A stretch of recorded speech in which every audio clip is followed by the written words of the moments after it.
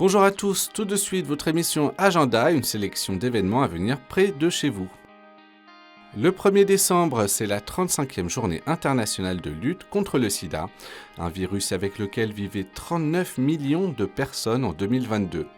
La pastorale de la santé du diocèse de Monaco prévoit en écho à cette journée une messe pour la vie le 30 novembre à 18h en l'église Saint-Martin de Monaco. Elle sera consacrée aux victimes du sida et à l'avancée de la recherche. À 17h, un docteur spécialiste du sujet interviendra pour parler de l'évolution actuelle de la maladie dans le monde et dans la principauté. Plus d'informations en appelant le 06 45 25 60 31. La petite librairie de la Maison diocésaine d'Autun en Saône-et-Loire vous propose une matinée de rencontres et d'échanges autour des nouveautés littéraires le 2 décembre de 10h à midi. L'occasion d'échanger autour de vos lectures, avec notamment la présentation de 3 livres spirituels. On n'est pas à l'abri d'un bonheur, ma vie avec un ado autiste de Marie-Amélie Saunier, la messe autrement dit, retour aux fondamentaux du père Louis-Marie Chauvet, et un livre de Monseigneur Bagnard, au service des prêtres et de l'Église, Mémoire d'une vie. Une rencontre du même type, cette fois-ci pour les petits, prendra place l'après-midi du 9 décembre avec au programme contes, jeux, prières et goûter. Les rencontres sont ouvertes à tous et ne nécessitent pas d'inscription préalable. Plus d'informations sur autun.catholique.fr, rubrique Agenda.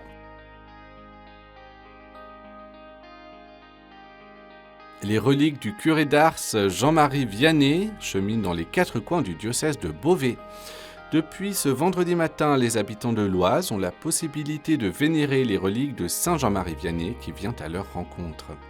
Après avoir pèleriné depuis Ars jusqu'à Méru ce vendredi, ces reliques iront jusqu'à l'église Saint-Paul de Compiègne, en passant par la cathédrale de Beauvais et l'église de Nogent-sur-Oise. Enfin, ce dimanche, Crèvecoeur-le-Grand, Marseille en Beauvaisis et l'église Saint-Denis à Crépy-en-Valois seront sur sa route. Et tout au long du week-end, veillées, spectacles et possibilités de confession seront au programme. Plus de renseignements sur oise.catholique.fr. Dieu et joie infinie, c'est le thème de cette retraite de l'Avent avec Sainte Thérèse des Andes, proposée par les frères Carme Deschaux de la province de Paris.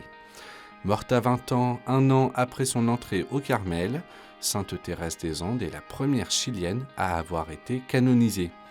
Une belle figure à découvrir pour se préparer à Noël.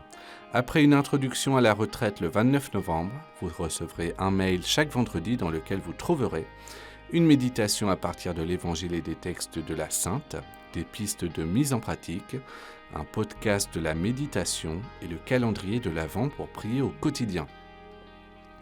La retraite vous accompagnera aussi après Noël jusqu'au 1er janvier. Inscription sur carme-paris.org. Vous aussi, vous pouvez partager les événements que vous organisez. Pour cela, 2 solutions, soit par mail à l'adresse agenda@ktotv.com, soit à l'adresse qui s'affiche sur votre écran.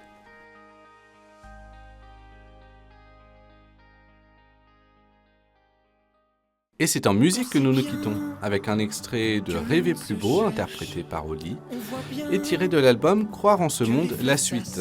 Nous vous souhaitons, l'équipe de KTO et moi-même, une excellente journée. On sent bien que l'amour est fragile, on se tient quand nos vies vacillent, et on s'accroche, on se rapproche.